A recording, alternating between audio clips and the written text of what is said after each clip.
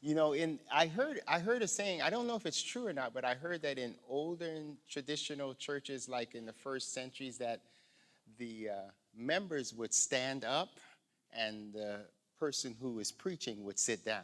That would be a switch, huh? Would that make the sermon longer or shorter?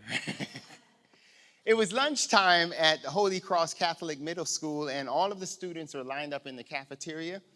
The front of the line offered a fresh salad bar with various sandwich meats and assortments of white and wheat bread and dinner rolls. And on the other side of the bread and the dinner rolls, one of the priests had written this huge note which read, "Each student is allowed 2 slices of bread or 1 dinner roll. And don't forget, God is watching." Well, at the end of the lunch line, there were drinks and a table full of stacked with freshly baked chocolate chip cookies. The cookies were so fresh that the chocolate was still soft in the middle, and the whole room smelled like chocolate chip cookies. And one of the students in the lunch line turned to a classmate in the back of the line and said, "Oh my gosh, those cookies smell so good that I want to take 5 of them." And the young lady behind him said, "Go ahead, take as many cookies as you want. I won't tell anybody. Anyway, God's watching the bread."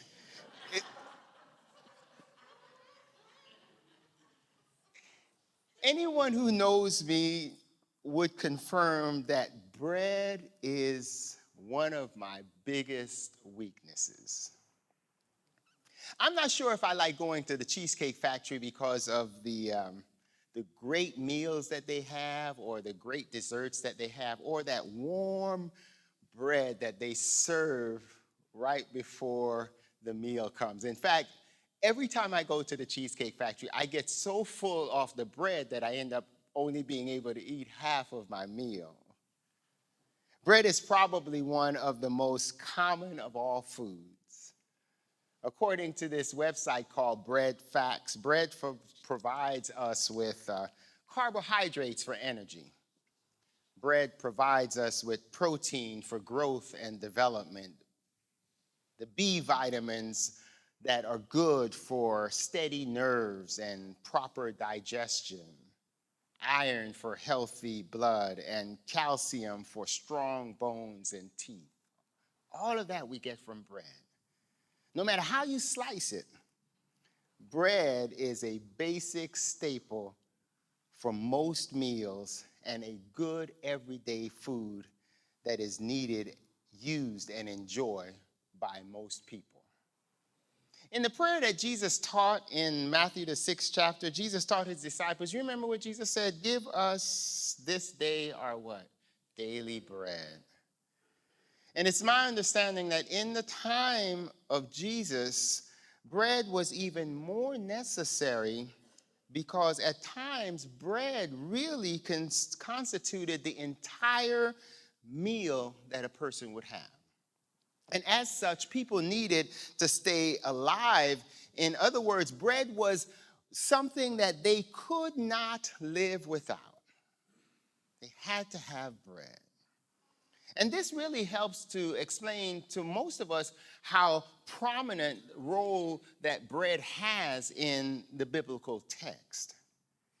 Having been so radically transformed by Jesus, the early church was desperately, and some would argue they were even frantically, trying to find some designation or some name that would fit the impact that Jesus Christ made upon their life. And so they were searching for some way to put their hands on, and their hearts and their minds around, and explain this person. And they were trying to find a title for Jesus, something that would describe who Jesus really is. And so some people call him teacher, some call him rabbi, some call him a prophet of God.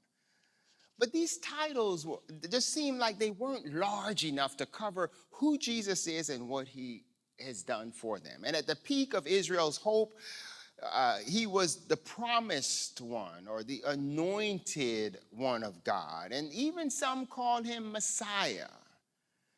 But even these names didn't seem like they were enough to cover who Jesus was. And so Jesus in the New Testament, throughout the entire New Testament, he made a variety of bold declarations about who he is and what he came to do. And none of those declarations is more curious than the one that we read in the gospel lesson today in John the 6th chapter, where Jesus says, in this, the first I am statement. Now, Jesus would make 7 such statements that I am. But in this one, he's making this first I am statement. He says, I am the bread of life. This statement has been called the crown claim of Jesus. Jesus said, I am the bread of life. It is an attention-grabbing statement. It's an attention-grabbing declaration because it portrays Jesus as a substance known and consumed by almost every society. I am the bread of life. And in this claim by Jesus that he is bread, he turns bread into a metaphor that describes the person of Jesus, a metaphor that explains the nature of Jesus, and a metaphor that expresses the role of Jesus in our personal life. I am the bread of life. And showing that Jesus is who he is claimed to be is one of the primary purposes of the Gospel of John. If you read through the Gospel of John, he is constantly trying to demonstrate to us that Jesus is who he claims to be. And the central theme in this 6th chapter of the Gospel of John is bread. In fact, this chapter opens with Jesus preaching to a hungry crowd. And in our text, he's just performed a miracle. Now, if you read through the Gospel of John, they're not called miracles. They're actually called signs, because John says that these signs or these miracles that are performed by Jesus are intended to point us to Jesus as being the Son of God. So these signs that are performed in the Gospel of John, the first one being this feeding of the 5,000. 5,000 folks with 2 fish and 5 barley loaves of bread. Given the importance of bread in the ancient world, when Jesus fed this crowd, he was not just providing them with a midday snack, but he was really providing some of these onlookers in the crowd. He was providing them probably with the only physical nourishment that they might receive for that entire day. So herein lies the significance of this weekend. We had the Turning Point event where we had an opportunity to go and provide a meal for those in our community who are in transition. We had the Bread for the World offering opportunity that's in this service. We had the Feed My Starving Children opportunity at Palisades High School. It's an opportunity to provide people with something that will sustain them. It's also worth noting that Jesus feeds the crowd before he teaches them. Jesus feeds them before he teaches them. The Christian church is doing a better job of getting this order correct. But there have been times throughout the church history where we have focused so exclusively on teaching and preaching that we have overlooked the basic needs of human beings.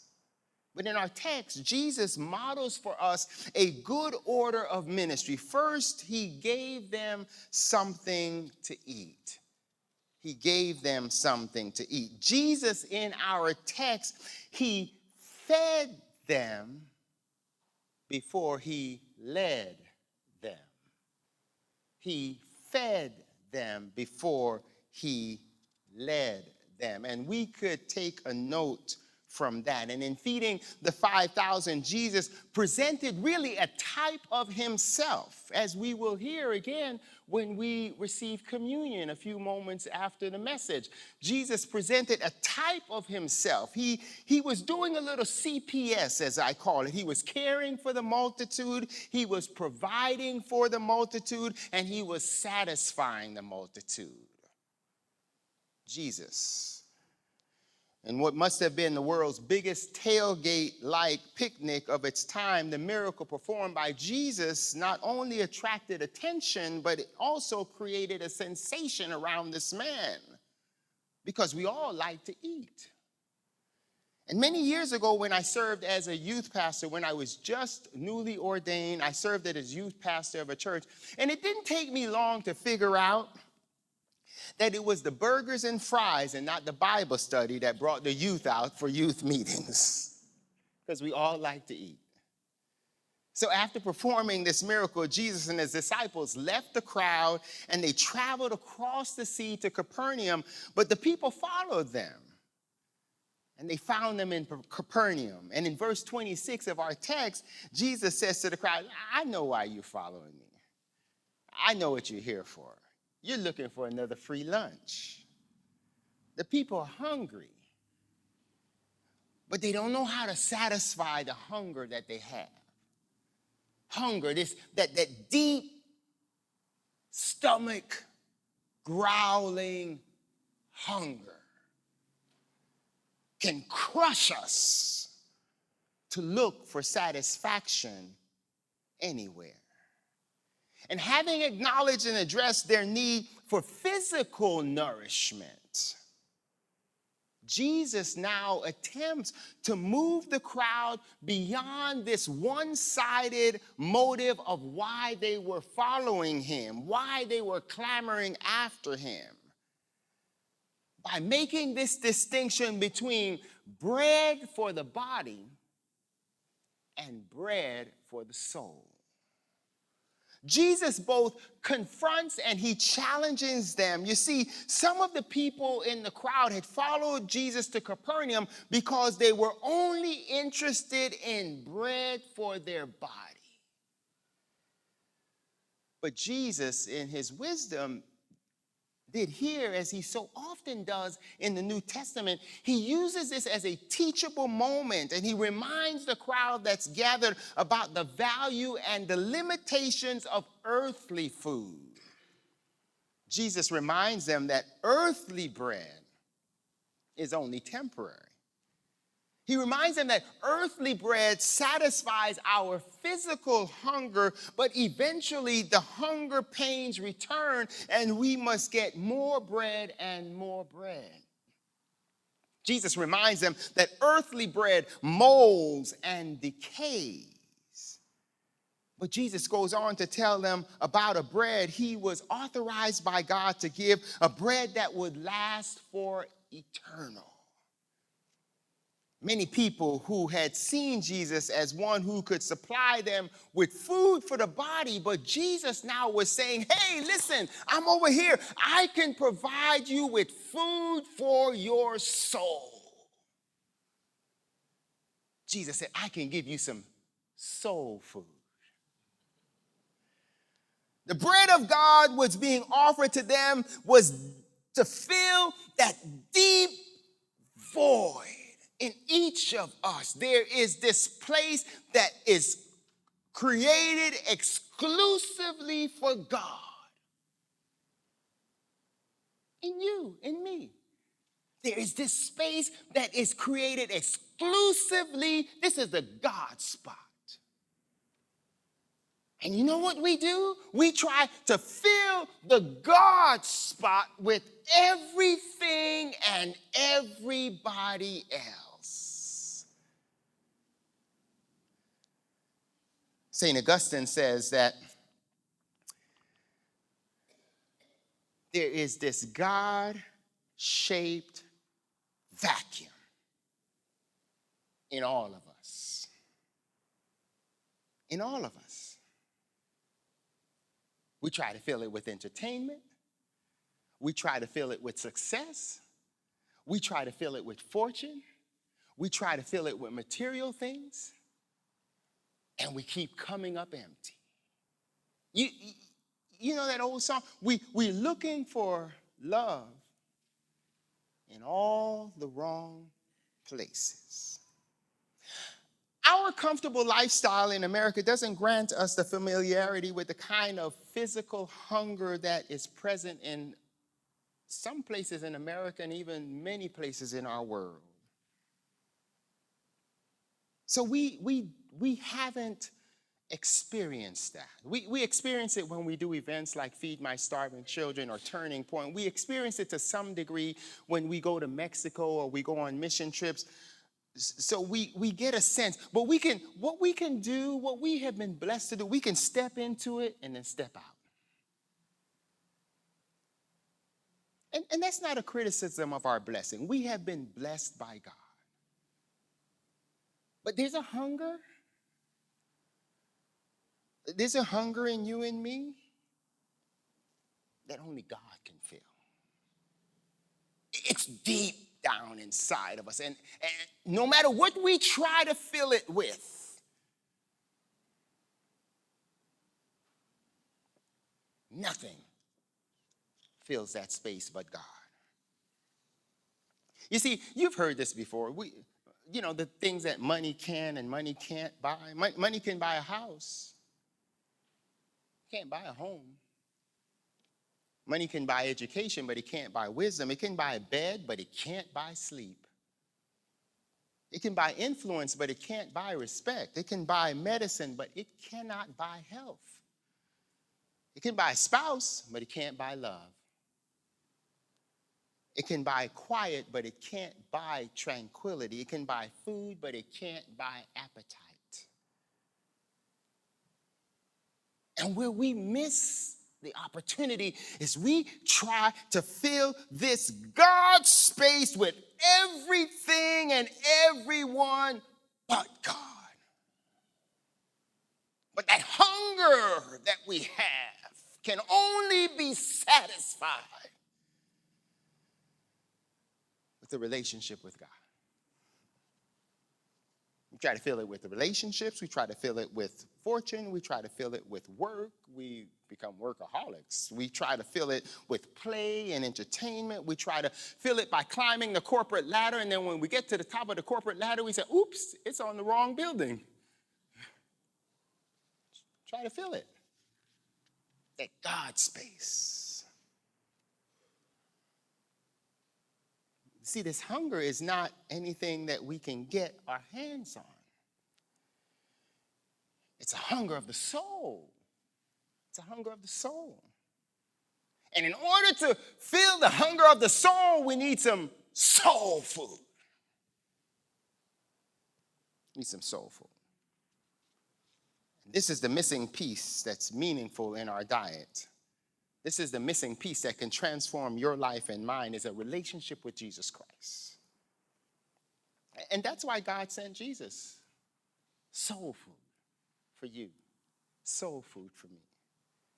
The soul food that becomes our therapy for our spiritual eating disorders. Soul food. There are different types of bread, and I intentionally cut this sermon short because I want our congregational meeting to have time. But there are different types of bread. Let me demonstrate to you. At least 3 different types of bread. There's this type of bread. You familiar with this? You seen this before? And then there's this type of bread. And then there's this type of bread. Eat too much of this bread, you got to run.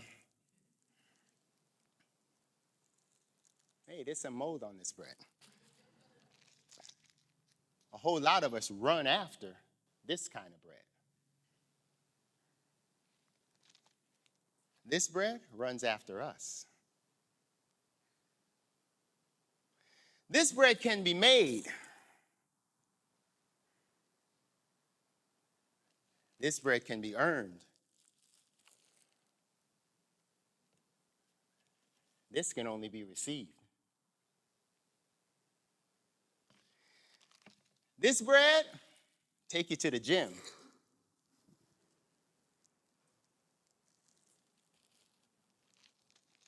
This will take you to the bank.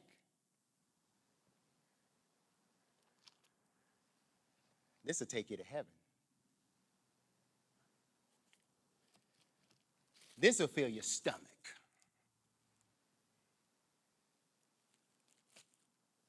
This fill your wallet.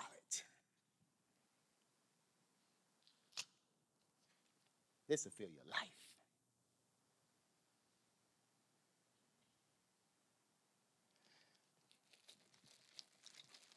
Which one are you chasing after? Don't answer. Don't even let your don't even look funny because the person next to you might see you. Which one are you chasing after? This one?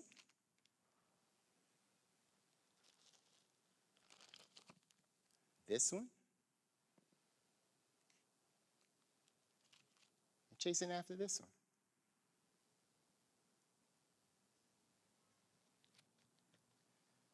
Let's pray.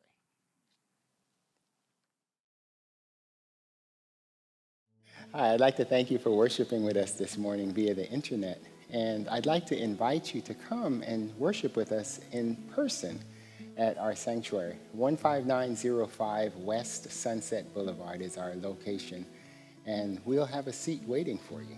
You can also visit us at www.plc.cc if you'd like to view other messages. Thanks again. Have a blessed day.